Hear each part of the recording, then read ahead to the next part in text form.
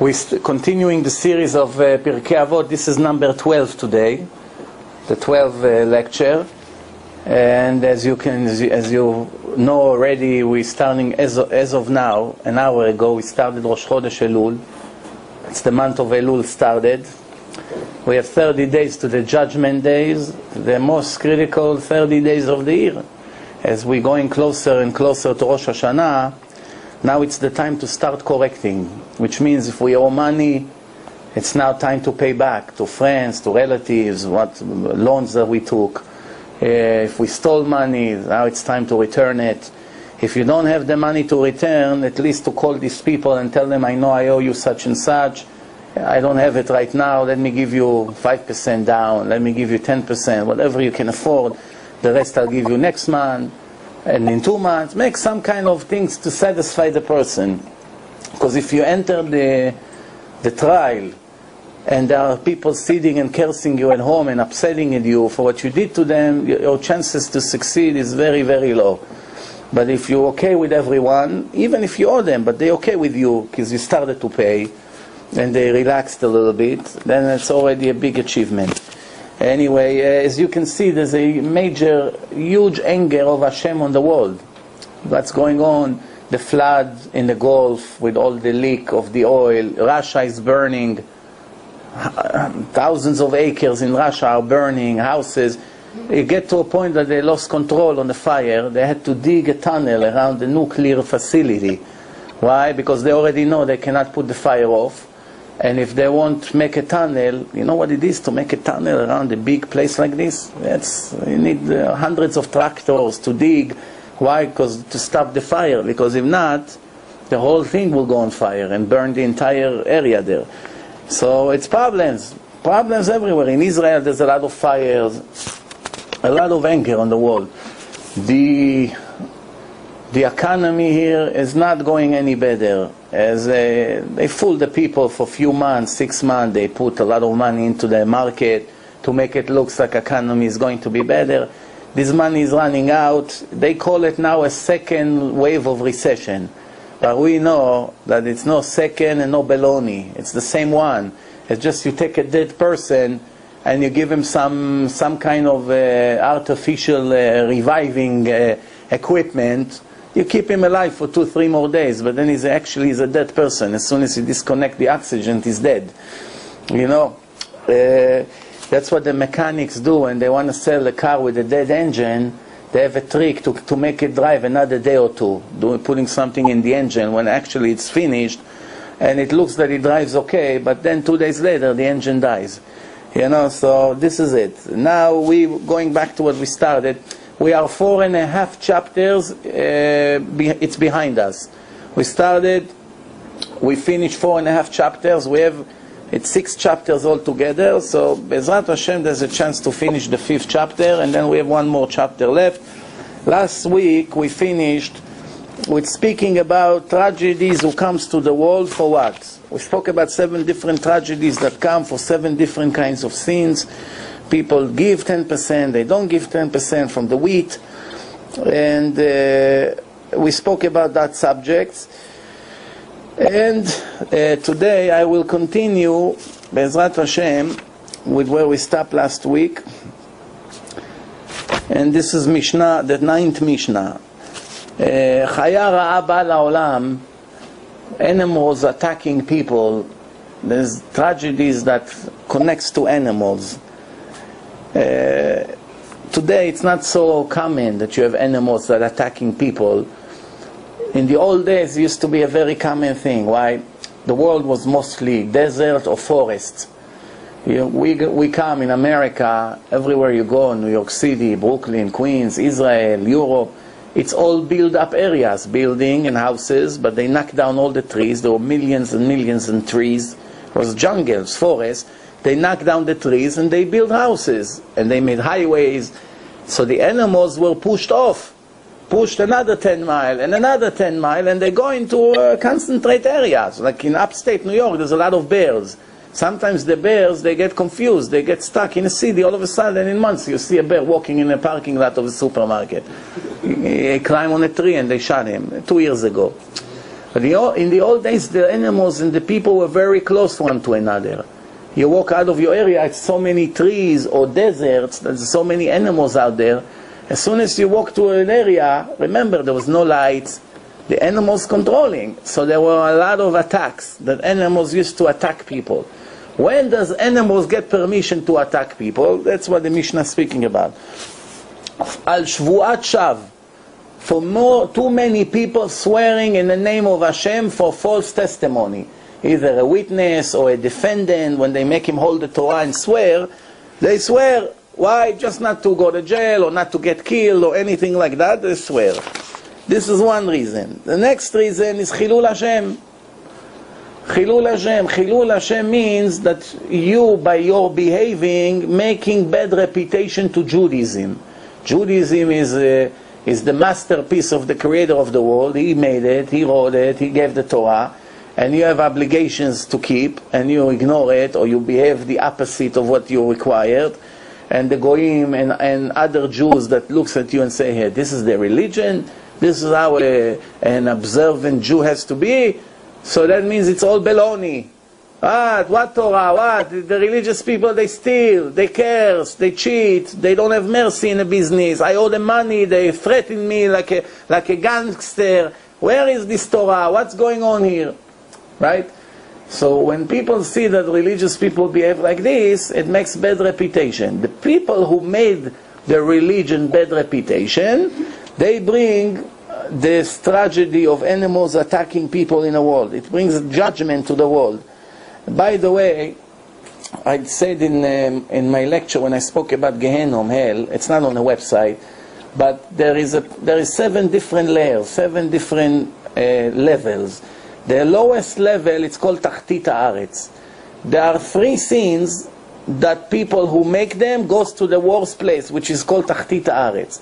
Tachtit Haaretz in English means bottom of the earth, which means there is 1, 2, 3, 4. The 7th one, the lowest one, is the worst place. All the other 6 categories, a person that goes there, he gets punished for his sins. It cleans the soul, it purifies the soul, and once the soul become clean and pure as it was in the day of the creation, the soul comes out of there and go to heaven based on the credits and the mitzvot that this person made, the good deeds. But the 7th player, if a person enters there, that's the end of the story. The soul never comes out of there. Stays there for eternity. And that's horrible. What are the 3 sins that a person does that gets him there? One is not observing the Sabbath. Second, wasting seed. It's more applying for men, but women also is the cause of it, so she's also a part of the sin. And Chilul Hashem. Chilul Hashem, this is what we're talking here about. Chilul Hashem means disgracing the name of Hashem, the reputation of the Torah. So, everything I say, it's subject to not making tshuva. If a person did not make repentance, that's what happens to him, God forbid. But if he makes tshuva before he dies, that changes his status completely from wicked to a righteous person. And if you want to know how to make tshuva, now it's the right time. We don't have that much time left. It's a month before the Judgment Day. Go into my website, enter the series of the tshuva, part 1, part 2, part 3, repentance, and if you, Be'ezrat Hashem, look over there, it's going to give you the instruction how to make repentance in a right way, in a proper way. Then,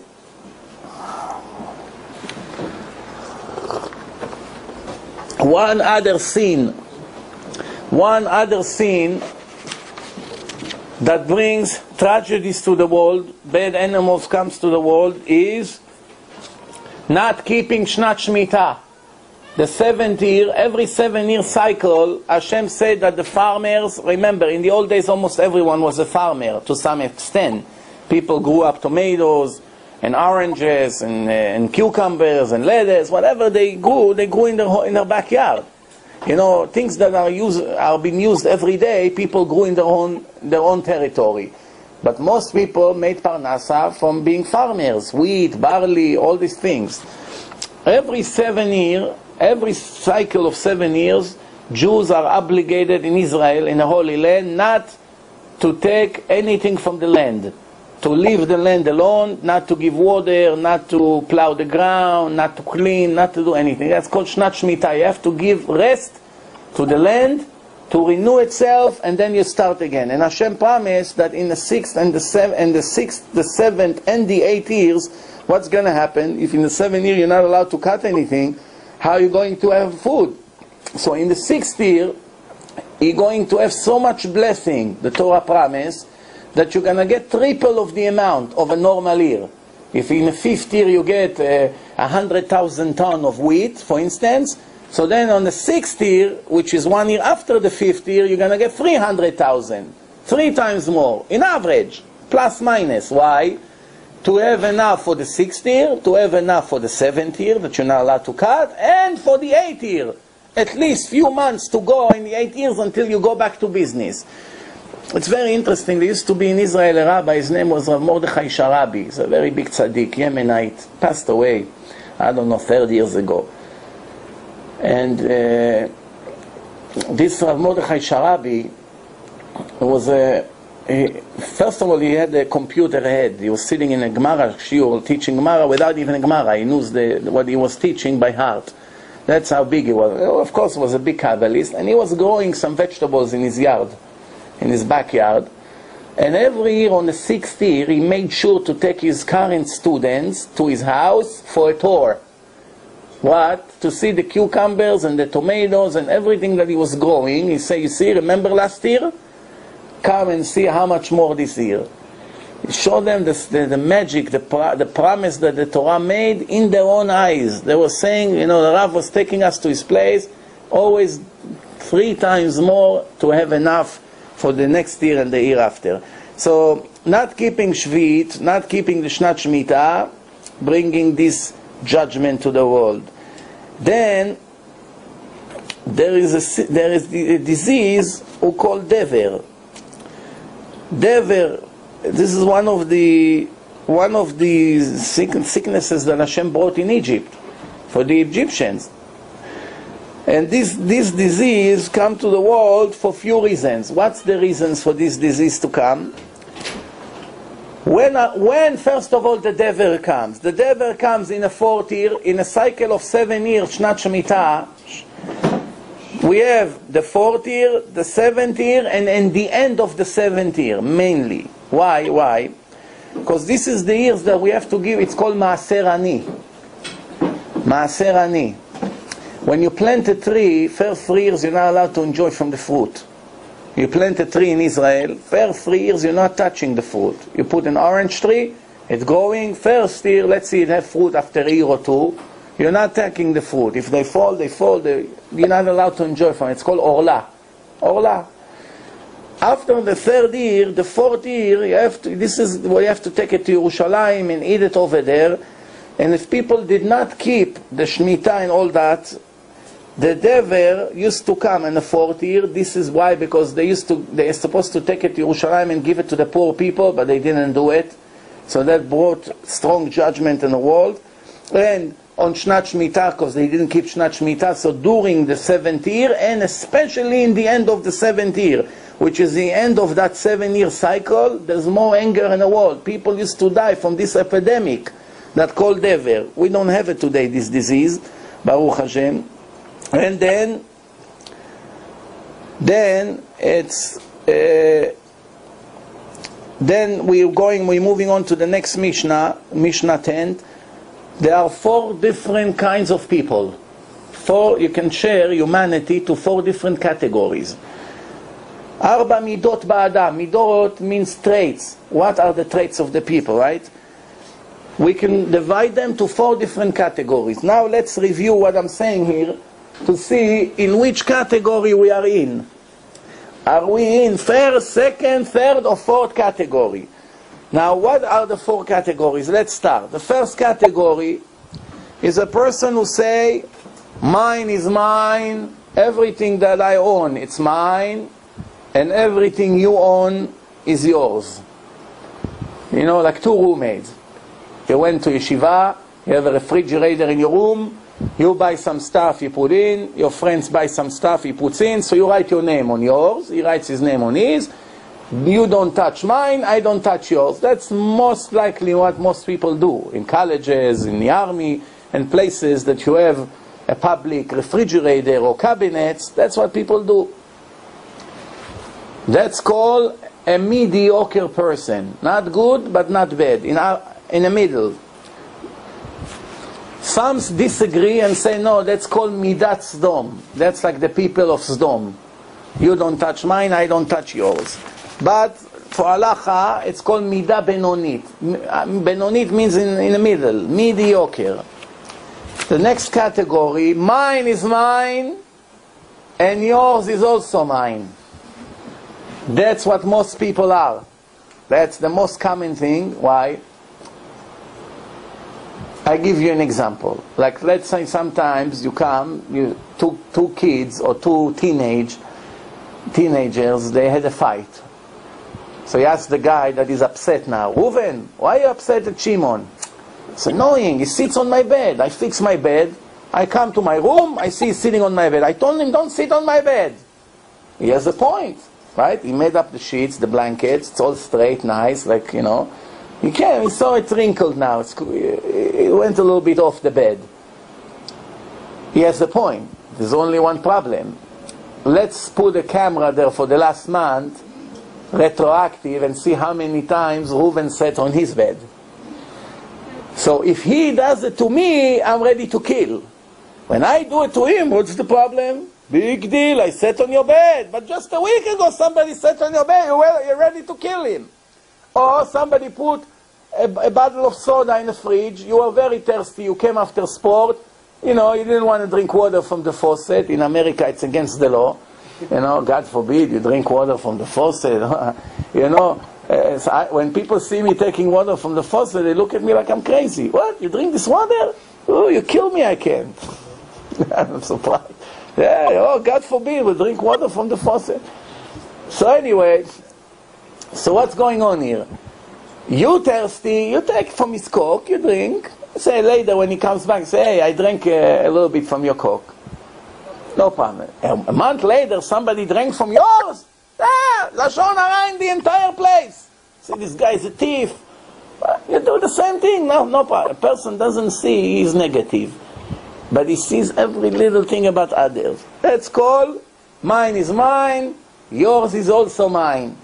Okay. How do we call this category? Am haaretz. Am haaretz, ignorant.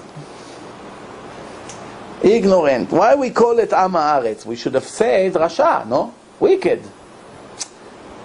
If everything that I own is mine and everything he owns is also mine, that's called greedy, stingy. I don't know, find a word for it. But it's far away from being ignorant.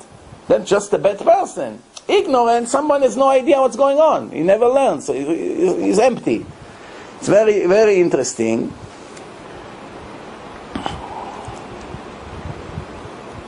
So the explanation of that is that sometimes you use the verse, the term Am haaretz, ignorant, not necessarily only to somebody who doesn't know anything. Sometimes it's a person that doesn't have culture. It's not the case, it doesn't have culture, it's no manners, that's called, no manners. That's what it means right now. He may know, but he still doesn't have the right manners. The third category, mine is yours and yours is also yours. Everything that I have, you're free to use, don't ask me permission. I brought cake, you can eat it. I brought bread, it's yours. I brought drink, it's yours. And yours, I do not touch anything from yours. I don't want to owe anybody anything. Yours is yours, whatever I have, you can have. What is it? It's called Hasid. Hasid means, it's called Lifni Mishurat Adin. I'm willing to do something that I'm not even obligated from the Torah. Nowhere the Torah told you to be a fool. Everything is mine, is yours. And yours is also yours. And I'm left with nothing. That's called a generosity. This is a person that is very generous. And the fourth category, mine is mine. Oh, 1 second.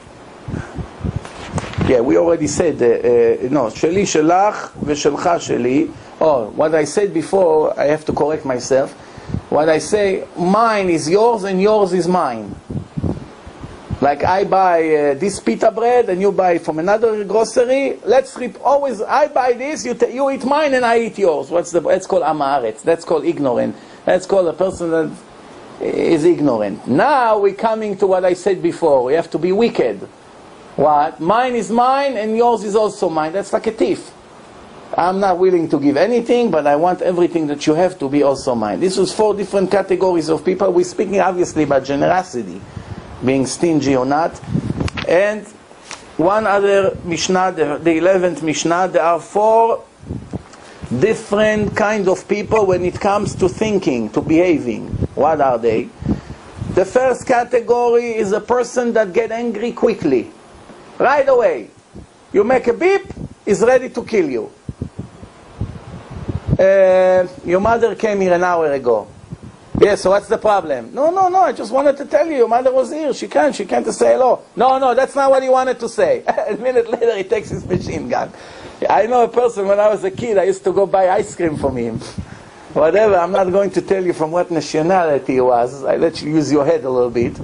As soon as I used to come and say, hello, Mr. Moshe, he looks at me, ready to kill me. Don't ask hello. Shh, don't talk. What happened? As soon as you say hello, you come to his store, he gets angry. One time I had to replace the ice cream. I wanted one flavor by mistake. I put a different one. He started to wrap it with a newspaper. You know, it used to be, they roll it with a newspaper. I said, no, I'm sorry, I took the wrong one. Oh, forget it. For a week I couldn't come there anymore until you forget that incident. Somebody like this, how can you marry him? How can you be around him? So that's called Noach Likos, gets angry right away, but at the same time, all he needs is 5 minutes to relax.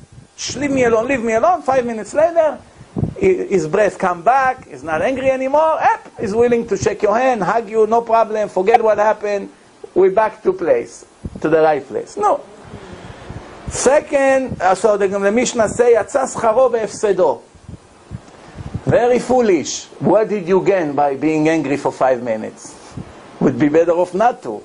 You're already very close to be perfect. Just don't be angry for 2-3 minutes and everything will be perfect. If you're angry for 10 hours, for 10 days, for 10 years, I know people, if you do one little thing to them, they will never forget it. I have a friend, nice guy, he has a lot of great things about him. There's one major problem about him. He just cannot overcome that problem. I'll tell you a story that happened to him and you tell me what's going on here. One time, his friend is a gardener. He's, doing grass, taking care of gardening. So his friend needed a help. So he told him, what are you doing today? He said, today I'm home, I don't have work. So you want to come work with me? How much you pay me? X amount of money per hour. Okay, I'll come with you. Then in lunchtime, there's Goyim workers, all the Spanish workers. Now it's lunchtime. So the boss that called this guy, he told him, I'm going to get lunch for them.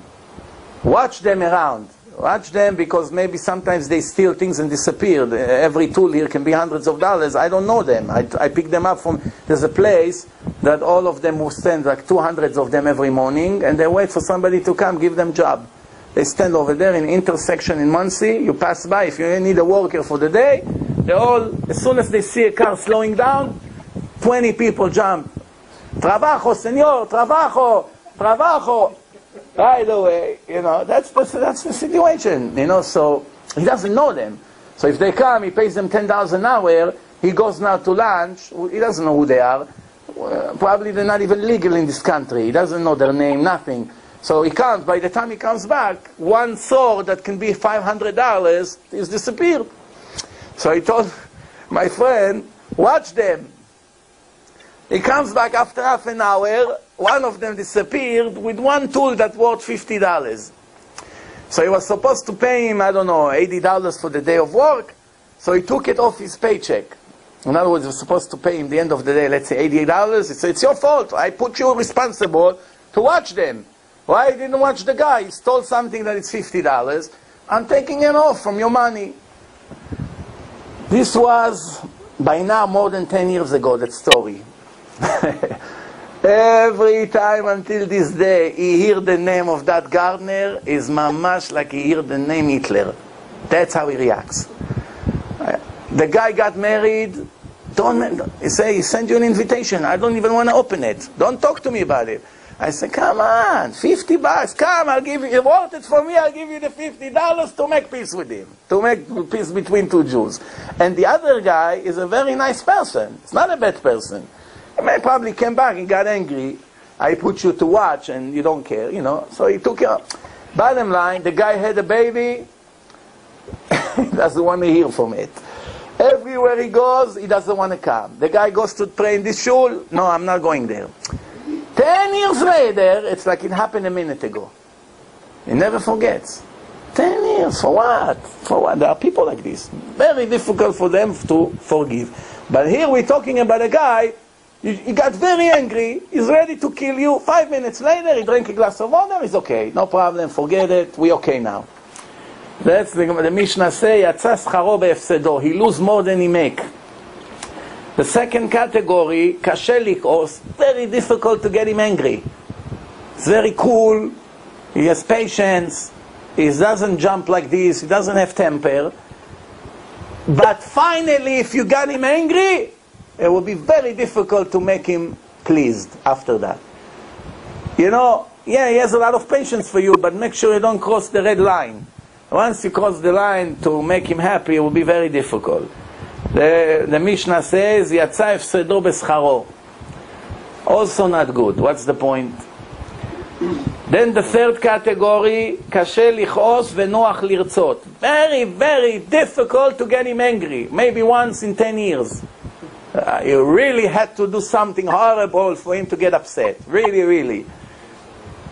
So not only he hardly ever becomes angry, hardly ever, finally if he gets angry, 2 minutes later he said, no problem, no hard feeling, let's forget that it's happened, I forgive you, goodbye. That's called chassid. We are people, we're not angels. You cannot live 70 years and not get angry even once. Even though I know one person, my first rabbi who taught me Gemara, I'm willing to swear that he never got angry in his entire life. He should be about 60 years old today. He doesn't know what does it mean to get angry. Every second of his day is smiling, is in the moon. If you wouldn't know he's a big tzaddik that learns Torah all his life, and you see him without his Jewish image, you will be sure that he's on high drugs. That's how he looks. But of course, he doesn't even know what cigarette is. Not only that, this person is, you know, I mean, you can review him, you take a video camera and film his day. 1 week you film him, it's going to make a revolution in the entire world, even by the Goyim, when they see how a real kosher Jew behave every day. You know, I mean, how to believe? Never get angry, always smiling, always in the moon. Walk on the street, he put Walkman not to waste time. Obviously, he doesn't drive a car, he's in his own world. So when he walks on the street, he has a suitcase full of heavy books. All day he carries this suitcase everywhere he goes. He goes from one yeshiva to the other, he teach here, he teach there, he goes to pray. He has this big bag full of books, and he puts Walkman. And he's such a humble person, he knows the whole Torah by heart. What does he listen to? Rabbi Amnon Yitzchak. So one time I told him, Rabbi, why you walk with a Walkman in the street? You cannot hang to him. You want to give him a ride. He doesn't hear because he has this Walkman.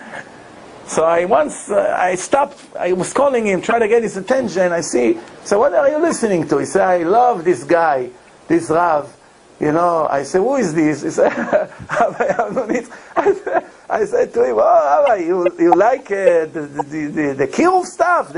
He said, yeah, it makes me make tshuva all the time. This guy never made a sin in his life. He wants to make tshuva. We are full of baloney, and what do we have with tshuva? That's the way it is. I always say, the more intelligent you are, the more righteous you are, the more you recognize how far you are from the truth. The more loser you are, the more far away you are, I'm perfect. I have VIP rabbi, first row in heaven. I'm between Rabbi Shimon Bar Yochai and Rabbi Akiva. I bought my chair there. On the stage with Moshe Rabbeinu. What do you want? What? I'm such a great husband. What do you do for your wife? I never beat her up. Once in a while I take the garbage out. Thank you, you're such a tzaddik. I don't play pool. I come home at 8 o'clock at night. I learn Torah once a week. Come on, my friend. The more people know, the more they learn, the more they, oh, wow, I'm so far from the real target. So this is it. So, you know, this Rav is, one time I went to him in Purim. You know, Purim, it's mitzvah to drink some wine. So he drank wine. He was in a very good mood, like half drunk. We went in, a bunch of guys, bring him mishloach manot. So since he was in a high mood, he's very humbled always. So he looks at us, we kissed his hand. Now by the Ashkenazim, it's not so popular to kiss the hand of the rabbi. By the Sfaradim, everyone they see, they kiss his hand. If you have long beard, even if you're the biggest thief, they come to kiss your hand. Okay? But, you know, so he's impressed by the respect that Sfaradim gives the Rav. So he started to say to his son-in-law, look at these Sfaradim, how they respect the rabbis, how they kiss their head. He was in a mood. Then he started to say, you know, you came in the right time. You tell me any verse in the Tanakh, and I'll give you a 1-hour lecture about it. So one guy was standing there. He gave him the hardest verse you can think of. It's like Chinese. Don't understand one word. Take the professor for Hebrew in university, he doesn't know anything. We thought he's going to say, oh, what is this? Give me something that we know. He started to shoot. For an hour he's talking, and we already left. He's continued to talk. It's in a different world, full of Torah. Full of Torah and humbled. One time I stopped in the street to pick him up. I said, Rabbi, you don't recognize me. I took you so many times in the car. I gave you rides. He said, I never look at the car. He doesn't recognize the car. Maybe 100 times in the last year, we went back and forth in the car. When he was trying to cross the street, I hung, he doesn't hear. So I blocked his way on the sidewalk, and I tried to get my head to the other window for him to see me. So I see him trying to go around the car. I scream, Rabbi, well, you don't recognize the car? He said, no, I never looked at the car. What a Jew does the first thing when he meets a person? 500 times he check what car he drives. Then he check his watch, then he check his shoes. If he wouldn't be embarrassed, he would try to see what suit he wears. The new generation today in the yeshivot, the kids come, how are you doing, brother? You're not one of us. Your suit is less than $50. Go. Empty. When people are empty, that's what they pay attention to. You know, one time I came to yeshiva, there were 3 guys in a Gemara shiur. I was late few minutes. One guy that day wasn't there at all, and there was one guy over there sleeping from the lunchtime. His head is down. He figured when the rabbi will come, he'll wake me up. The shiur starts. I come 10 minutes late. I see the rabbi with the Gemara open. He talks. He reads the Gemara, and I see this guy sleeping. The other guy is not there, and I just behind him. He doesn't see me. I'm standing there for a few seconds. I see he's talking to the wall. So then I come around. I say, Rabbi, hello, who are you talking to, Rabbi? I said to him, don't you see he's snoring? He's sleeping. He said, don't worry. He probably had a long night. He went to sleep very late. I say, yeah, but what's the point? You don't want to wake him up, fine. Who are you talking to? He said, no, it's neshama ears. His soul ears. This is what we talk about. Somebody like this, I promise you, no matter what you do to him, you beat him up, you insult him, you take away his bag, whatever, he'll never get angry. Never. He doesn't know what does it mean to be angry. I once asked him, I said, Rabbi, did you ever get angry? Ever? One time in your life? So he started to get embarrassed. So he got red. Started to smile. No, like he doesn't know what it means. This is it.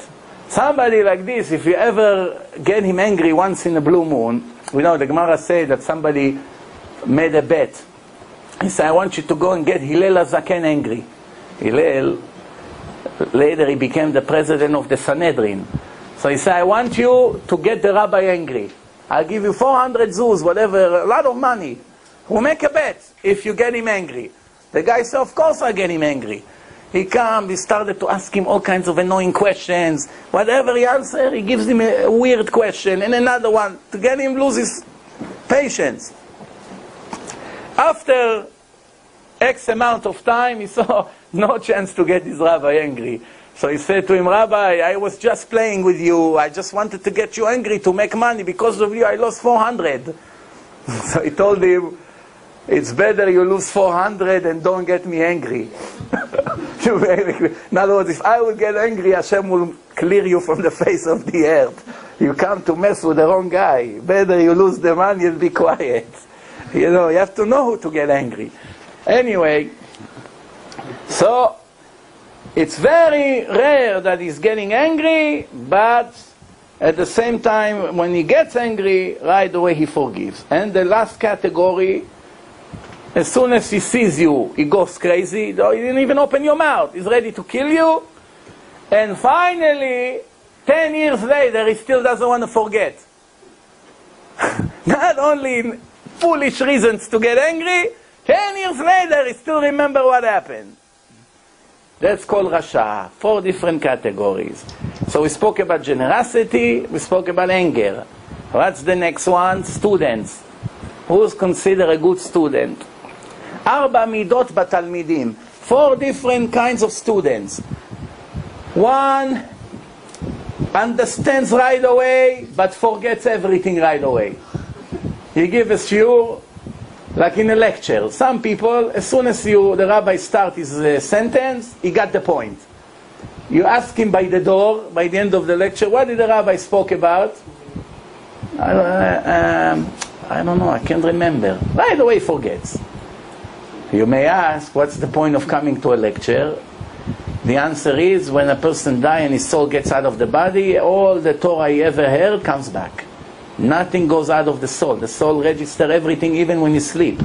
When you sleep, if you put a tape, when you come in front of Hashem with the soul only, without the body, even the Torah you heard what the tape was playing, you remember. I know a guy, he puts the tape on repeat. You know, repeat all night is an hour lecture. All night it plays. So yeah, so he has MP3. He goes from one. He finished this. He goes to the next one. Goes to the next one until he finishes all the lecture. He goes to the beginning. What's the point when he sleeps? He says, "Why do I care?" It goes into the soul. One day, it all comes back. Because the soul records everything in the subconscious, everything has been recorded. What's the proof that that's the way it is? Hypnotize him. Hypnotize him when he wake up and see that whatever he did not remember before you started hypnotizing him, he didn't remember. Once you hypnotizing him and you ask him what happened half an hour ago, he begins to say word by word from what he heard on the tape. Why? It's all recorded. Everything you see, everything you hear, everything you ever thought about, it's all recorded in your subconscious. So, I once gave an example with a nail. Did you ever hear that example or no? A woman sees her husband came from the bus stop and he's walking home. He walks for 10 minutes, he looks at the floor. By the time he came home, she asked him, Moshe, can you describe to me everything you saw on the floor? He said, where? He said, on the street. So who cares about the floor in the street now? She said, no, I've been watching you and I see that you stare at the floor. He said, no, I was thinking about what happened at work. You think I care about the floor? Okay, end of story. 2 minutes later, she come to hang a picture and she's looking for a nail. Checking in the drawers, checking everywhere, she can't find a nail. So she say, you know what, it's a shame, I want to hang this picture so bad and I cannot find a nail. He said, oh, wait a minute, I saw a nail on the street. Let me go get it to you. He runs quickly downstairs, she looks from the window, he goes exactly, where the nail is, he picks it up, he comes, he says, here is a nail. You can hang your picture. So she asked him, I don't get it. I ask you now to tell me everything you saw on the floor. You couldn't tell me one thing. Now I needed a nail, you know exactly where the nail is in 1 mile of distance? What's going on here? The brain of a person has 2 categories, conscious and subconscious. Conscious works all the time. So whatever you hear and you function, it always stays in the front of your head, because you need it for every hour. Things that are rare, that you once in a while needs them, automatically the brain sends them to storage. You don't pay attention. Every beep on the street, every siren, everything, wind, noise, rain, people are talking on the street. You don't even pay attention to it. What do I care what they talk over there? I walk on my street. Now, if I hypnotize you, you'll be able to see everything that happened that day. You know every beep that took millions of people talking. Everything is recorded in the soul. The soul has no limitation. It's divine 100%, like God. So the soul records everything. That's why the Torah is very strict about not to look at bad things, not modest things, not dirty movies, not to listen to dirty music. Because even if you make tshuva, it stays in your subconscious forever. You cannot erase it. It stays there. It's a stain in your soul. That's why the Torah says, watch your eyes very carefully. Watch your ears. Watch what you hear. Watch everything you do. So, he understands everything right away, but at the same time forgets right away everything. Then, second kind of students, very difficult for them to understand. Very difficult. But finally, when they understand, they'll remember it forever. Finally, when he got the point, you ask him 10 years later, he still remember what he learned. The Gemara say that there was a Rabbi Preda, his name was.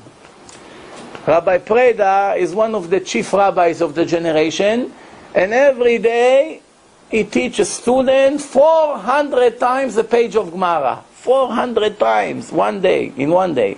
Again and again and again until he catch the point.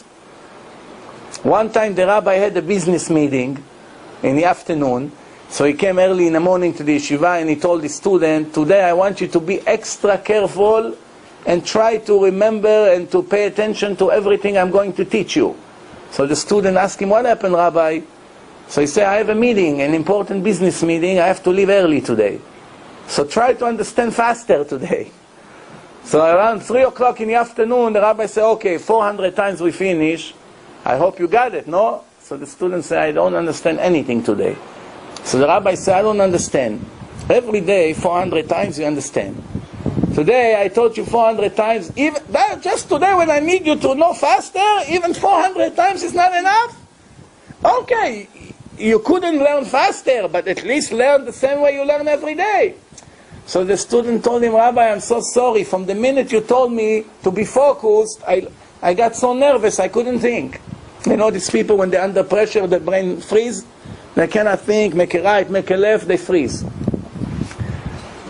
So the rabbi said, okay, forget about the business meeting. Let's start from the beginning. He taught him 400 times extra, till the night. So the Gemara says, in heaven, Hashem announced that he's going to live 400 years in this world, and him and everyone from his generation that didn't have a share to the world to come is going to have a chance to inherit the world to come thanks to his merit. Just for that. Sometimes, it's a big thing what he did. How many people in the history would go and do such a thing? But after all, it's one day. One day. Efforts. For that, Hashem was willing to give him a lot. Rabbi Preda. So the student, his student was very hard to understand, but finally when he understands. Then the third category is,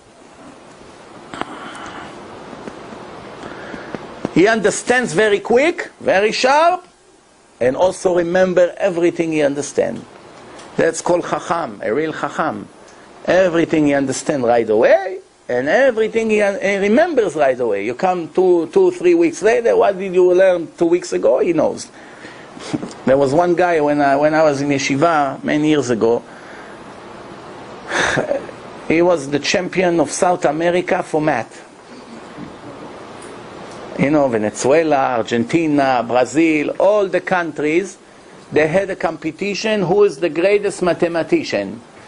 And this guy, his name is Avraham Ben Siksu. That's his name. He's a Jew from Venezuela. He came to America from Venezuela. 2 years he's in yeshiva. 2 years. Today he's in Israel. Right away he went to the best yeshiva in Israel after 2 years. But the 2 years that he was there in Monsey, the chief rabbis of the yeshiva was asking him questions. They learned 40 years. He learns 2 years. 2 years, every page he learned, he knew by heart.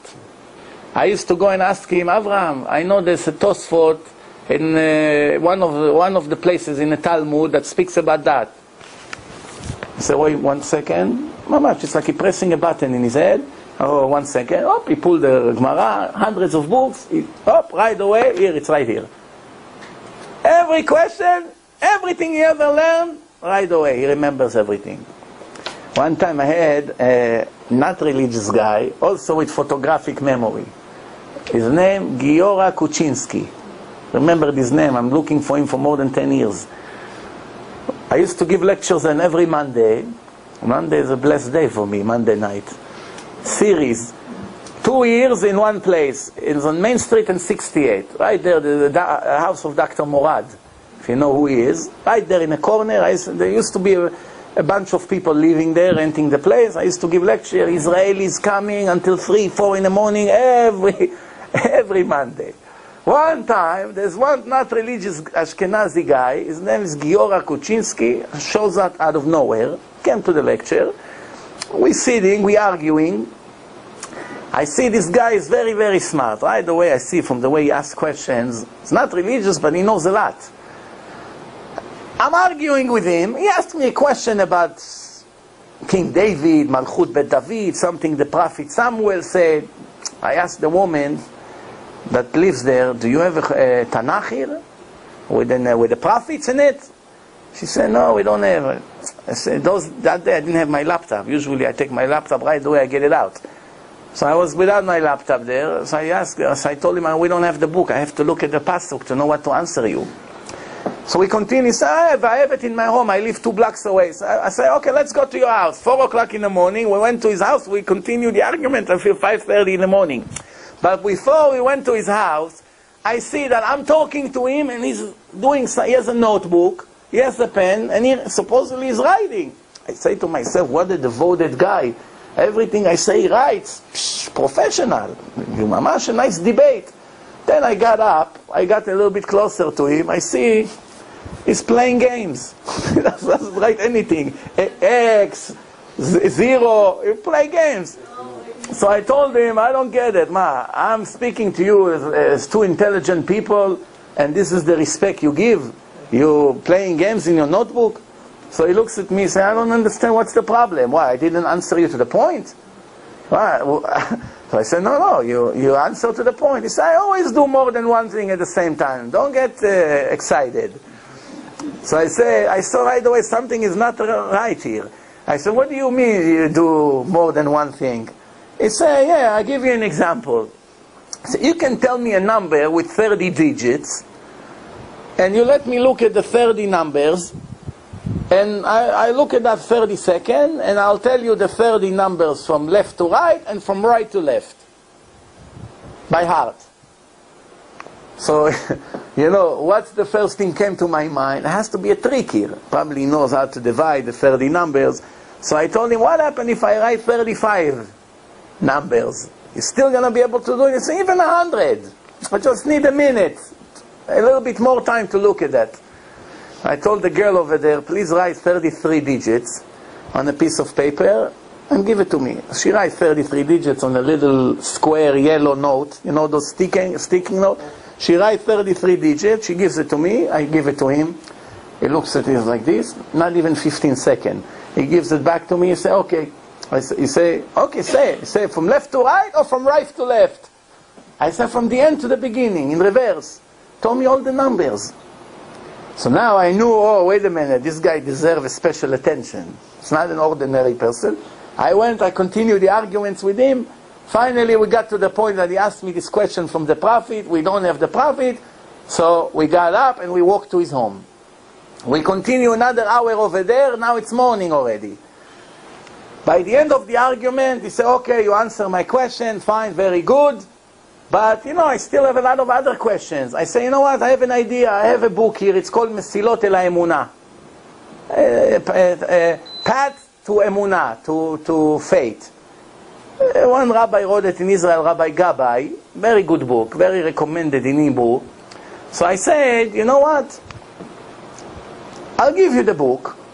It's all the proofs about the Torah, the oral Torah, life after life, scientific proofs. Read the book, write comments, call me, and we continue the argument. Why should we waste time? All the answers is in this book. So he said, okay, what's your number? So I told him, write down the number. He said, no, just tell me the number. So I said to him, you're not serious. So he said, why? Every number I ever heard in my life since I'm a little kid, I can tell you all of them by heart now. Thousands of numbers. You tell me anybody you want, I'll tell you his telephone number. Now I started to shake. So I told him, really? He said, yeah. So I can tell you the numbers. Now remember, this is 2 hours in the other house. I have the note in my pocket. So he said, I can tell you the numbers. So I pull out the numbers. And I say, yeah, tell me the numbers. So he says, all the numbers. He asked me from left to right or from right to left. I told him in reverse. He told me all the numbers. So he said, don't worry, I don't have to write your telephone number. I gave him the telephone number and I left. Okay. I didn't hear any phone call from him, nothing. 10 days later, actually 9 days later, it was Wednesday night, I went to Main Street. There's a bakery there in Main Street and 68 there. I walk into the bakery to buy some bread. Who do I see? His roommate. Oren, how are you? What's with Giora? He never called me. I gave him the book. He said, he's busy, he's looking for a job in Wall Street, he's making phone calls all day, interviews, this. I said, did he read the book? He said, I don't know, maybe, I don't think so. But he's in the house, you can come see him now. So let's go. We walked. As I come, he comes out of the apartment. He has mail, he goes to send his mail. So he looks at me, oh, not you again. I said, did you read the book? He said, no, I'm sorry, I didn't have time. But I can tell you the numbers. Now you have to understand, for 9 days, I walk everywhere, everyone I speak to, I say, you're not going to believe what I just saw. A person with a computer brain. Mamash. So I say, yeah, what's the number? 9 days later, he told me all the numbers.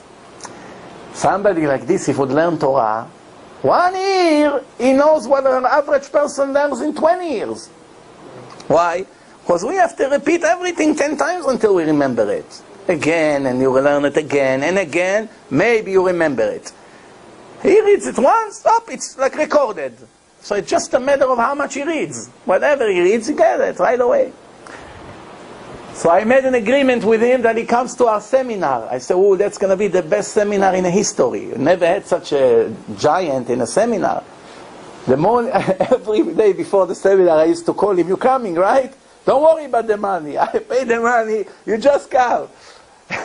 The morning of the seminar I called, his roommate said, no, he was fooling you. He flew to Florida today. He's not in New York anymore. He left New York. I never found him ever. I was very excited. Tonight he's going to come. No. I searched him in Google, everything. I found that this name Kuczynski was big rabbis in the past. Maybe he's their descendants, I don't know. Bottom line, not religious guy, a brain like this, computer, everything he hears, he remembers. So this is the 11th Mishnah. We're starting the 12th Mishnah.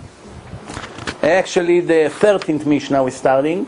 4 different kinds of donators. People who give tzedakah. Let's see where we are.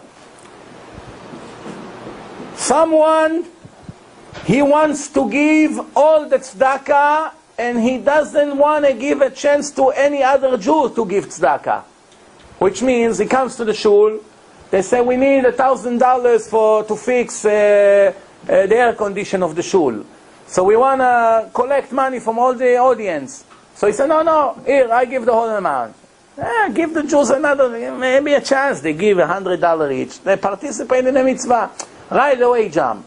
Or a Jew is in jail. They need $100,000. So they want to make a meeting between 20 millionaires that each one will give a part, and they take the money and redeem the Jew from the goyim.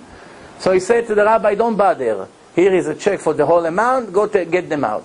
Technically it's good, no? It's very generous. He wants to do the mitzvah. Apparently it's not so simple.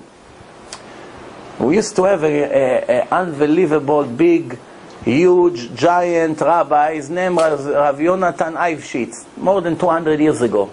He wrote a very famous book. It's called Yaharot Vash.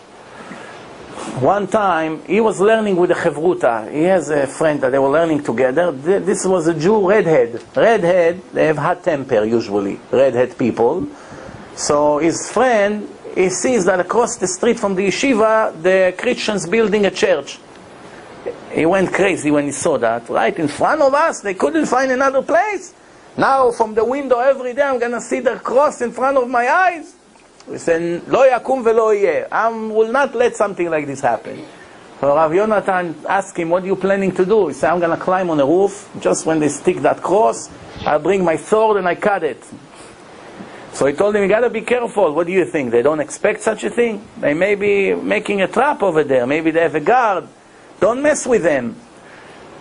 One day, the rabbi comes in the morning to the yeshiva. His Chevruta didn't show up. Now this is a guy that never missed a minute. Sick. Every time he came to learn. Right away he knew something happened. Few hours later, the church sent them a messenger. And the person that is watching the church, they have a guard there. Like a doorman. He's in charge. He's a maintenance over there. He comes, he knocks on their door. Rabbi, I got to tell you something. You know this is Gingy, this redhead guy that you have here in this yeshiva? Last night, they were waiting for him on the roof. He came to cut the cross. They put a sack on his head. They tie him, and they hid him inside the basement all the way in the bottom of the church, and they're going to kill him. I know where he's hiding, where they hid him, and I know where they're going to kill him. And I'm watching there for many years in this church. And if you want to save the Jew, I want 100,000 rubles, like $100,000 today. You get me $100,000, he's going to be released, but you're not going to be able to keep him in town. Once I release him, you have to send him far away, that they won't know where he is. So the rabbi told him, okay, thank you very much. How long do I have? He said, oh, maybe 2-3 days to get the money, because they're planning to take him to kill him one day. So Rabbi said to all the guys in yeshiva, everybody close the Gemara. We have an emergency here. Our friend is captured. What can we do? We have to raise 100,000 rubles. Everybody goes to every Jewish house in town, knock on doors, start collecting money. We must release him. So the rabbi see, first day, nobody brought anything yet. Second day, nothing. I said, tomorrow it's the last day before they kill the guy. He know his wife, when they got married, her parents gave her X amount of money. And she put it in a safe. So he said, what am I going to do? If I tell my wife I take away all her life saving, it's going to be a disaster. All her jewelry, everything. I won't tell her. It's a life risk. Pikuach nefesh. Let me first save the guy, and then I worry about the problem. He took all the money and the jewelry. He came to that Christian. He said, listen, this is what I got. You're willing to release him with this money?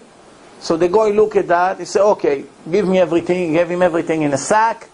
The guy took it. An hour later, that guy, they released him. And he said, right away, go out of town. The next day, all the guys came from all over with money. They collected money. What happened? Rav Yonatan Eifshitz was afraid from his wife that she finds out. So he said, you know what, let me go also with this guy for a week. I'll help him, I'll take him to another town. By the time I come back, she'll relax. She'll relax. You know, now she's going to find out. There's no phone calls like today, the wife calls you every 2 minutes. Moshe, I need to talk now. I'll kill you. No, leave me alone. I'll come home tonight, we'll talk. No, you talk now. I'm sitting in a bank. I'm here, I'm in a class. I don't care. You know, it's a problem. So what happened? He said, when I come back in a week, she'll relax.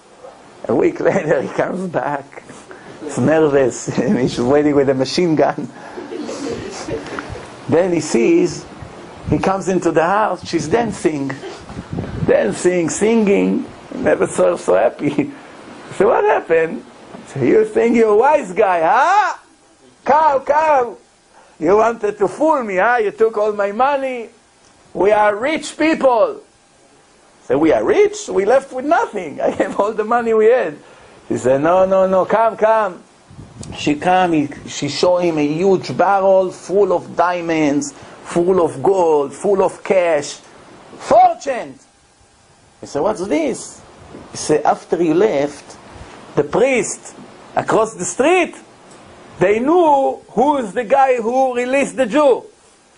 So they say, you know what, you release the Jew, we'll kill you for that Jew.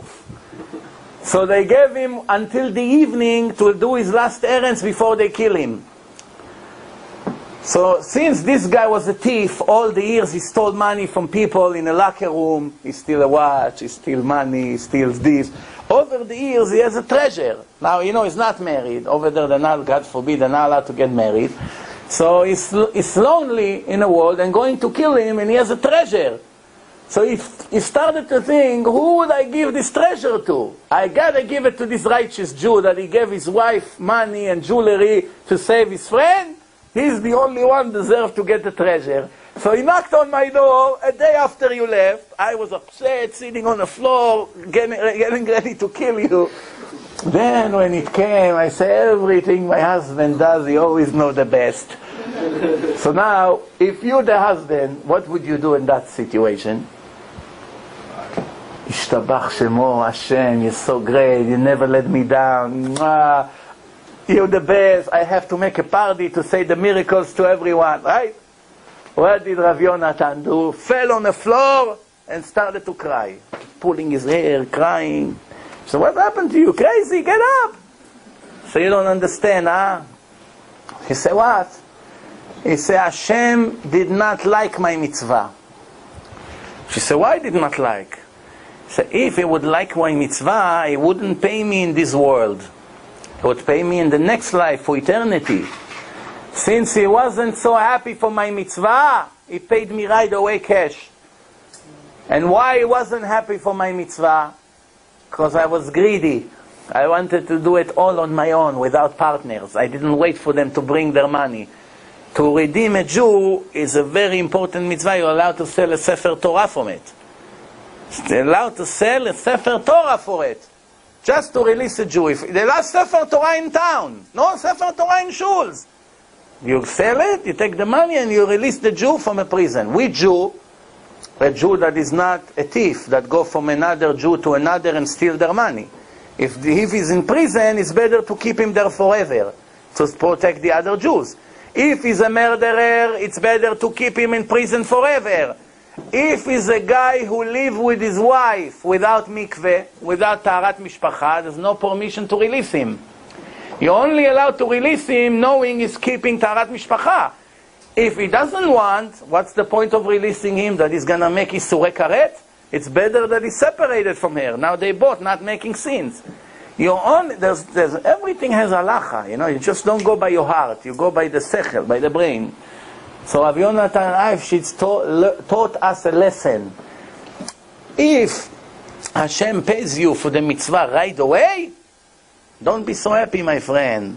The reward for next life is trillion times better. It's endless. He paid you here. Maybe it wasn't perfect. Maybe you didn't do it for the real mitzvah. Maybe you did it for the ego, to get a good name. You wanted to brag. You wanted people to do more business with you. They see you generous. There's a lot of reasons. Sometimes a woman makes a sheva brachot to her friend that got married.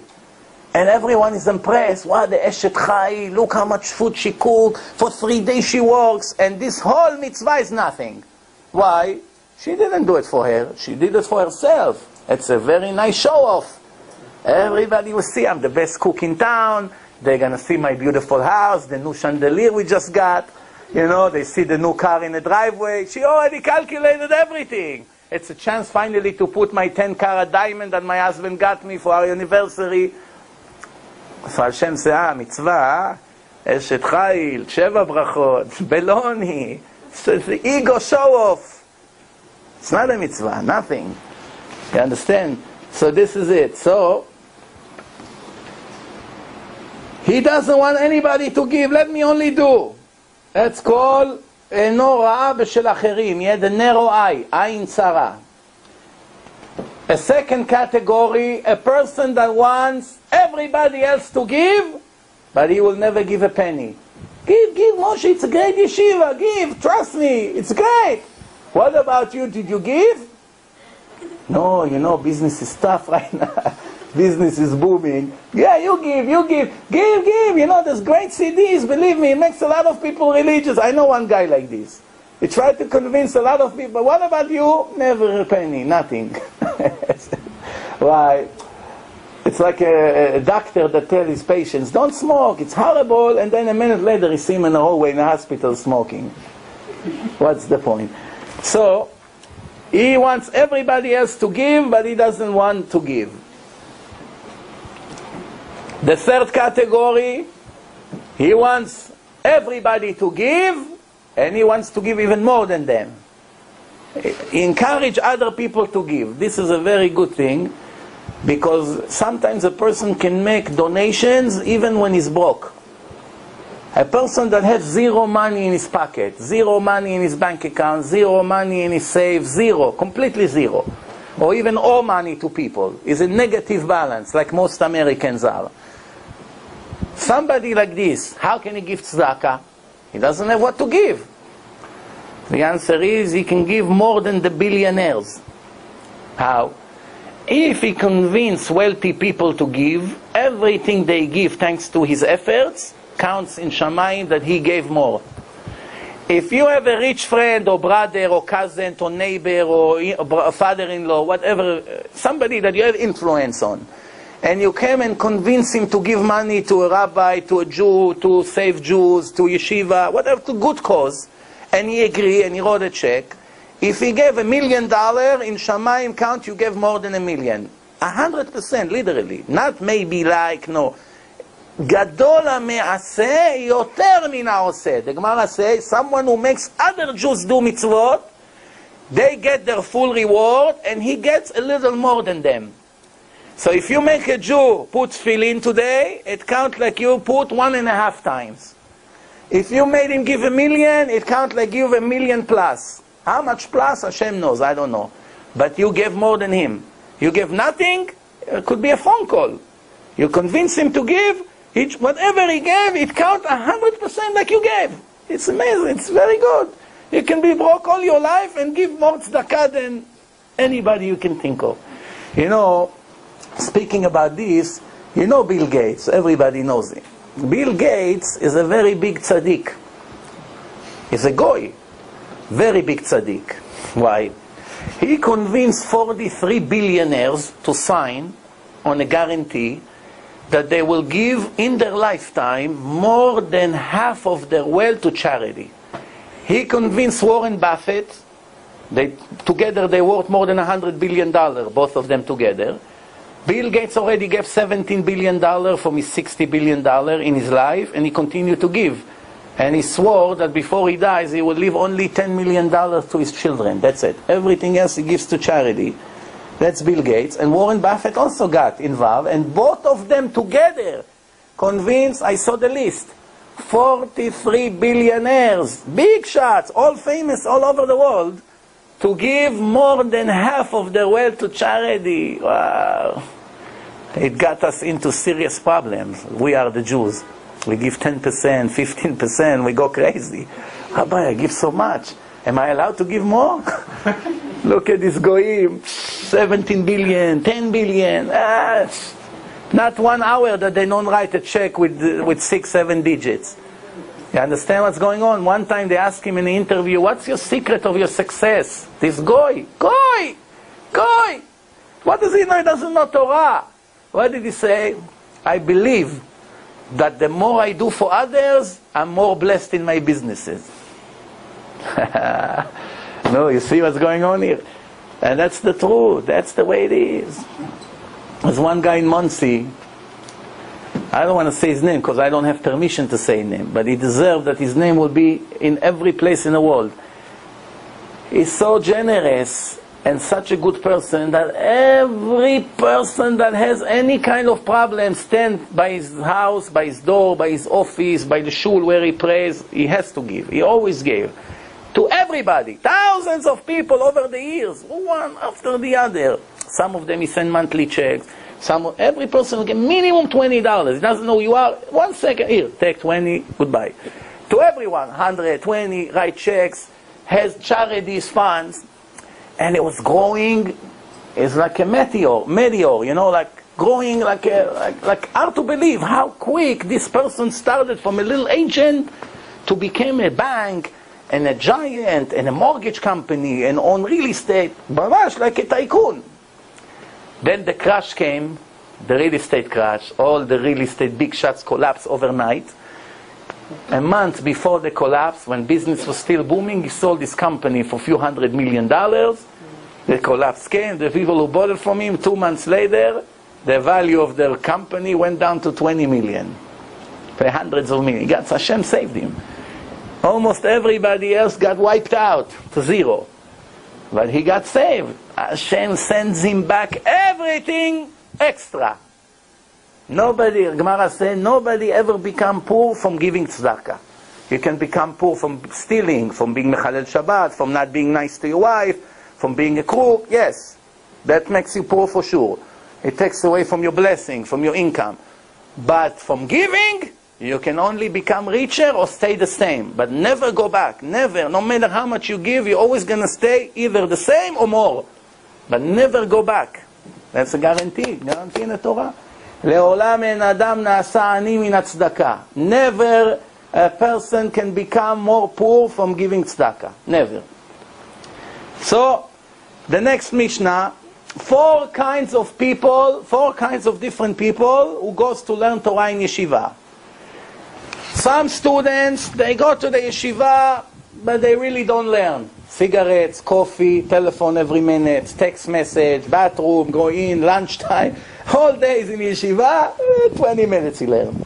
Believe me, there are students like this. What does he get reward for? For the walking. Back and forth, he gets rewarded. Because he didn't learn. Walking there, coming back on a donkey, on a horse, walking with his feet, he gets reward for the walk. Schar halicha beyado. Somebody who lives right next door to the yeshiva, he doesn't have to walk. Remember, in the old days, it wasn't like today. You get into your Mercedes and a minute later you're there. No, you want to go learn Torah, you walk 10 hours, 20 hours. What do you think? The yeshiva is across the street. You have to climb mountains. Your donkey dies in the middle. You have to replace his leg. So, if he's lucky, the yeshiva is right across the street. He gets the reward for the learning. But no walking reward. Reward you don't have because you didn't walk. Very good. Somebody who walks a lot to get to the yeshiva, lots of efforts, rain, snow, humidity, sweating, and also learning very serious, doesn't lose a minute when he gets there. It's called Hasid. Perfect. Do not go and do not learn. Not only he doesn't go even in his house, he doesn't touch a book. Nothing. A complete loser. That's called Rasha. Doesn't learn, not going to learn, and not learning in his own house. That's called Rasha. Wicked. 4 different kinds of students sitting in front of a preacher, rabbi that teach them Torah. 4 different kinds of categories. One is like a sponge. Sponge. What's special about sponge? A sponge, everything liquid around it, it's like a magnet, goes right in it. It absorbs everything. One, it's like mashpech. You know what mashpech is? You put water in it and you go give water to the plants. It has holes in it and it falls like rain. What's the name of it? Sprouter? Watering can. Whatever the name is, doesn't matter. Then, one is napa, like a net that you clean the flour with, and the flour goes down and the stones stay up. And one, it's like a different kind of net. What's here? It's like cleaning the grapes from the seeds. You know the seeds and the peels? When you smash the grapes with the rubber boots. You have rubber boots. That's how they make wine. They stand on it for a few hours and all the liquid goes down and the net cleans the seeds and the peels. It takes it out and then only the liquid goes down. What's special about it? Let's see what's the analogy here. The analogy is like this. The sponge, everything goes inside. Clean, dirty, oil, burn oil, all kinds of dirt the sponge take. Which means there are students, everything they hear they accept it as the truth. They come to this rabbi, he teach them real Torah, they accept it. They come to a phony one who teach them baloney, they also accept it. That's why their mind is mixed with a lot of good and bad together. They belong to this cult, and they believe in that cult, and this guy is God, and this guy is Mashiach, and you have to go there in Rosh Hashanah, and God forbid if you don't go there, you're not going to have a share to the world to come. All the baloney that these Jews sell, he buys. He cannot tell the difference between real positive and bad positive. Or he goes to one Chacham that knows a lot Torah, and he goes to another Chacham that knows Torah. But one is a faker and one is real. The real one, he doesn't make himself Eliyahu Hanavi. He doesn't pretend that he's Rabbi Akiva. No, I know a lot of Torah. I learned a lot in my life. I can give you great advice based on the detail that you give me, and that's it. I don't see in your forehead, and I don't see in your mezuzah who you are, and all this baloney that they make. If you give me $1 million, I'm going to make a special thing for you, Pidyon HaNefesh, we have a way. You don't have to come, you just send me your soul, we'll clean the soul for you, and you send it back FedEx. Don't worry, just send the money. Yeah, what's your name? What's the number of your house? What shoes you wore yesterday? What shoes you wore? I tell you, give me 5 minutes, I'll tell you what's going on here. Okay, I see a cloud in your house.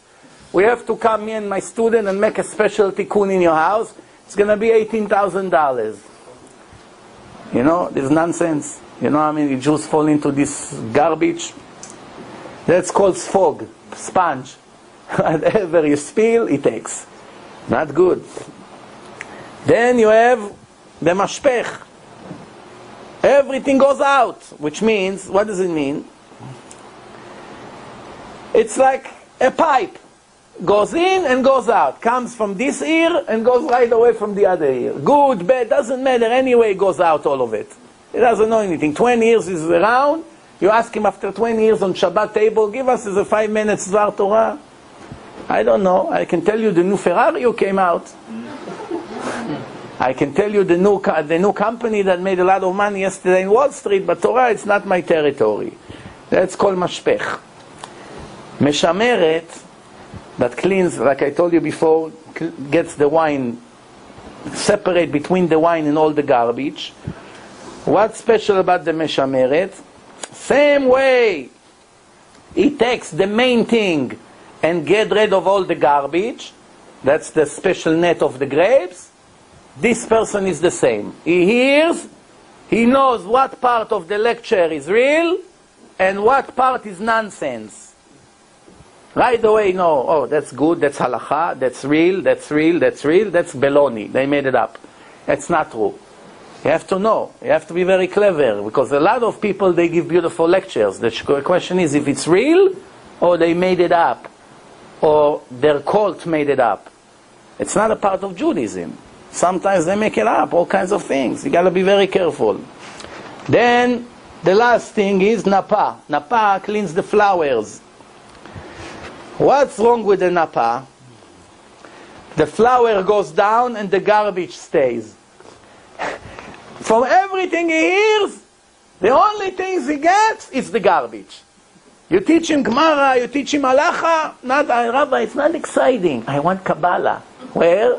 Dr. Berg. You know, over there, I'm going with Christine and my dog, we sit over there. Very nice, you know, it's very interesting, that guy. When are you doing it? On Shabbat. How the rabbi come? What do you mean? He comes with his car. On Shabbat. And me and Christine are loving it so much. You know, they gave us a red stripe, you know, that we put around our hand. It's very special. You know, yesterday had a birthday. All the movie star came to Israel to say Mazal Tov. I got lucky, you know, I have good friends. You all will share a special suite in Gehenom, in hell. Him and all his friends that got fooled by him. Yes, yes, yes, that's the truth. I have a whole lecture about Kabbalah in my website. Go and listen to it and understand that it's all baloney over there. That's called napa. Get the bad out and get rid of the good. So the idea in life is always whatever you see, whatever you hear, take the positive, get rid of the negative. Even a goy says something. He said a lot of garbage.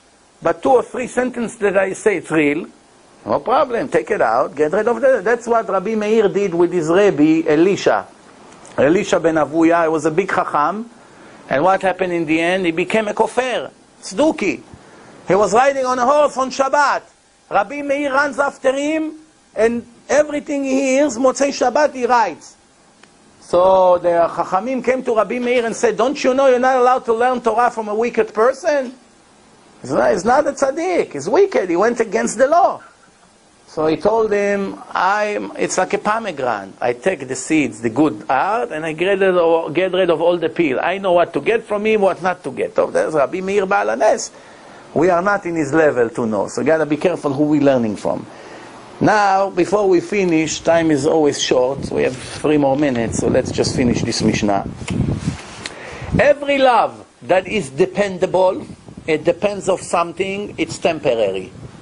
Once that something is dismissed, the love cancels. A girl wants to marry a guy because he drives a fancy car. What happened? Tomorrow the car is gone, the love is gone with it. There was never love. Her love was to the car. There's no car, no connection between them. He likes her because she has a very special body, Rabbi. You know, all day she works out. Very good. 5 years later, after 2 babies, 2 or 3 babies, she's not what she was 7 years ago. Rabbi, it's not what I meant 7 years ago. Kir, look at the picture. You want me to love her? Of course not. He loved her for that. As soon as it's gone, the love disappeared because there was never love. It was a physical connection. It's very, very common in our time. 99% out of relationship is based on what you give me and what I give you. It pays for me or it doesn't pay for me. You go in a profile of all the girls today when they come to the shidduchim. Almost all of them, I want a guy that he can be supportive, can support the house, can afford to buy a house, can afford to buy a car, can afford to buy me this, can afford to buy me this. So why do you need him? Why do you need him? There's other ways to make money. What do you need a husband for? What is this? Marriage is, what can I get from you? I participated once in a meeting between a guy and a girl that are about to get married. And the guy, since he was already divorced with a very bitter divorce, and he lost millions of dollars and 7 years of tortures, so he wanted to sign an agreement with this girl. It's called prenuptial agreement. I'll give you X amount of money and leave me alone if we ever get divorced.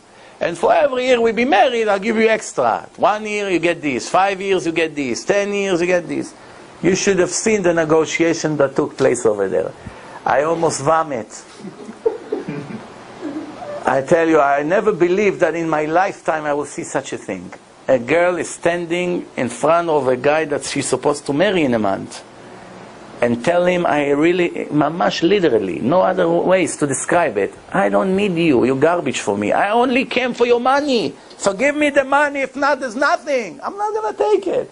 And he said, but I'm giving you a lot of money. You keep all the jewelry, you keep this. No. What's going to happen in 20 years? What's going to be my security? Even a crook has to hide his intention. You know, I mean, it's mamash face to face.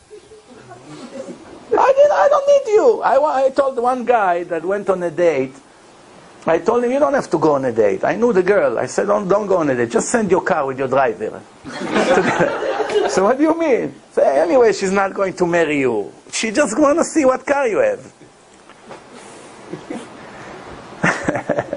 What an ugly world. Then they wonder why 70% get divorced within 4 years. They've never been married. It was on an illusion. There's no marriage here. No marriage. No marriage. So, every love that is not dependable, it's not depend on anything, will never be cancelled. Why? I married you for who you are. You're a righteous woman. I'm a righteous man. I thought that you're good for me spiritually. You thought that I'm good for you. Whether we be rich, whether we be poor, healthy, sick, skinny, heavy, whatever, it's not going to make any difference because my connection with you was on a real connection. The rest is irrelevant. We rich today, tomorrow we won't. It doesn't matter. You're skinny today, in 5 years you won't. Doesn't matter. The love will never die. The opposite, with the years it's like wine. Gets better with the years. You know? That's how you know. You see, after 20 years that a religious couple is married, sometimes you see they are more in love 20 years later. You know, you don't see it by the goyim or by the chilonim. 3 hours after the marriage, their love begins to die. Not 3 years. 3 hours. It's the first fight already in a hotel. What's happened? He doesn't let me finish a sentence. Tomorrow morning she runs to her father, whatever. So, the Gemara gives an example. Amnon and Tamar made sins together. That's Ahava shetluya badavar. He liked her beauty and he ended up destroying them. And real love, Ahavat David veYonatan. 2 buddies, 2 friends willing to die one for each other. Yonatan goes against his father, King Shaul, that runs after King David to kill him. Yonatan is like an inside spy. Why? He knows David is right. And he's risking his own life to protect David HaMelech. That's called, it's like 2 friends that sometimes, you know, one king, he wanted to kill a Jew. So they take the Jew to execution, and his friend says, my friend wants to go and say goodbye to his family, to his wife, children for the last time. But don't worry, you can let him go, keep me instead of him. By tomorrow, 5 o'clock, he'll be back, you do the execution tomorrow. Because they ask the people before they execute him, what's the last request you have? So he said, I just want to go to say to my wife that I'm going to get killed. She doesn't even know where I am. So I said, okay, you can stay instead of him.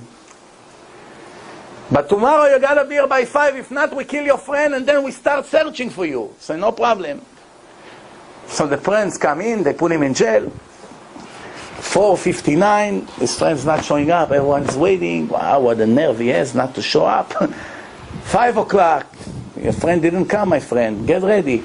They put the rope around his head. Just a second, they're about to push him from the chair, his friend screams, here I am, 5:05. So the king says, I'm very sorry, we have to kill him. That was the deal, you don't show up, we kill him. So he said, no, no, no, kill me. So the other guy said, no, no, no, don't kill him, you're right, you have to kill me. Usually it's the opposite, kill him, it's not fair, I was only your collateral, you know. I'm innocent, no, no, kill me. The other guy, no, no, no, it's not fair, you have to kill me. So the king is looking like this. Kill me, no, kill me, kill me. So the king said, wait a minute, something is not right here. So he said to them, I want to speak to you in my office. They went inside and this. After the king saw what friendship they have, he said, you know what, not only I don't kill you, I want to be your buddy also. Can you put me in your group? I never had a friend like this in my whole life. Kill me, no, kill me. He got it. So, this is what it says, ברצות Hashem דרכי איש גם אויביו ישלים עמו. When Hashem is satisfied from you, your enemies will bow down to you. You think they can touch you? Can only hurt you when you're guilty. If you clean, not the cop can pull you over, not your wife can make you problems, nothing. You have problems, that means you're guilty of something. Remember this. Every disagreement that is not for the sake of heaven, ego, jealousy, gossip, you know, why he should get the job? He's much better, it's not fair, it's racism, he goes to the news, he makes a lot of noise, I want justice, baloney. Your ego got hurt, so you want to kill him. That's called machloket shelo leshem shamayim. Fight against him, fight against her. This machlokot has no blessing in them. They will bring tragedies. Nothing good. En sofa litkayem. You won't achieve anything. You can talk against him for 10 years, gossip, you go against him, you write against him, you force people not to be his friend. It won't help you. In the end, you will drown and he will come up. Guarantee. What? But every machloket l'shem shamayim, every argument for the sake of heaven, for the truth, not for my stomach or for my pocket, for the truth. That's the truth. I don't want mixed dancing there. I care about Hashem, not for me, they hurt me, they didn't invite me, no. For the truth. Machloket like this, disagreement like this is blessed. And you'll be successful sooner or later, you will be. What? Like Machloket Bet Shammai and Bet Hillel. Bet Shammai and Bet Hillel had many strong arguments. Sometimes the student went into fist fights. Fist fights! Rabbis hitting each other for the truth of the Gemara. Now they hate each other. Tomorrow they marry their children. But when they were in the yeshiva, Ritcha deoraita, the fire of the Torah, they throw chairs. No, that's the truth. This is the halacha. Why? I care what Hashem really meant. That's called machloket l'shem shamayim. Machloket she'ena l'shem shamayim, which disagreement is not for the sake of heaven. Korach, that convinced 250 rabbis to come with him against Moshe. What's going on with you? Didn't you see Hashem nominate Moshe and Moshe speaks in the name of Hashem? But it's ego. What? Moshe is the king, his brother Aaron is the high priest, Kohen, and we are nothing. I'm richer than them. I know Torah just as much as them. I'm from the same tribe. I'm also from Shevet Levi. They got everything, I got nothing. But don't you see that Hashem is with them? Hashem decided you get nothing. Be quiet. No, I'll go to the end. The end, you'll be buried. Until today he stands in hell and scream, Moshe emet v'torato emet. That was his punishment.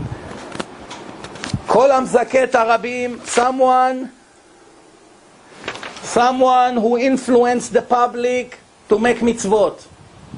Teaching them Torah, making them religious, making them shlom bayit in their house, teaching them manners, etc., etc. En chet ba'al yado. Hashem protects him from all kinds of tests that he will fail. Protects him, special protection. Why? If he will become wicked by not passing certain tests, and his students that became religious will be in a higher level than him, they go to heaven and he goes to hell, is disrespect for the Torah. That the rabbi goes to hell and his students go to heaven. So Hashem has to protect him extra. He's about to fall with his woman, police all of a sudden showed up. Which would not happen to somebody else, right? It was about to make a scene, it was about to rob a bank, it was about whatever you want. Hashem sends a special guard to ruin his plan. He thinks, oh, bad luck. Then Hashem says, I send Eliyahu Navi to send you. Why? Why? Because you do for others, I want to do for you. Kol hamachtit harabim, someone who influenced the public to make scenes. Come, I make a mixed party, disco, I'm a DJ. I made a new bad movie. Come buy my movie. Come to see me playing soccer on Shabbat in a stadium. Come with your car. All these things that they do. All these athletes and sports and all kinds of people, musicians, whatever you want to call it. En maspikim beyado la'asot tshuva. When he come one day to make tshuva, repentance, it will be almost impossible for him. Why? You made so many Jews not religious, you want to be a tzaddik now, they all go to hell, and you go to heaven? Not so fast. Not so fast, my friend. You're going to have to go through a lot of efforts and agony. Maybe you'll have the merits to make tshuva. Moshe zikat harabim. Moshe influenced millions to make tshuva, the nation of Israel. Moshe zacha vezikat harabim, zchut harabim tluya beyado. Everything that they did goes to Moshe's account. Why? Shene'emar tzidkat Hashem asa u'mishpatav im Yisrael. Yerovam ben Navat was also knowledgeable in Torah. He was a king, but he made the Jews worship idols because of his ego. He didn't want them to go to Yerushalayim to see Rechavam sitting on a chair of the king. So he told them, you don't have to go to Beit HaMikdash. You stay here, we put two idols, you worship over there. Yerovam chata v'ichti et ha'acherim. He made other make sins. All their sins goes to his account. שנאמר על חטות ירובעם בן נבט אשר חטא ואשר החטיא את ישראל. Everything that he's chata, he committed sins, goes to his account. Everything that he made them make sins also goes to his account.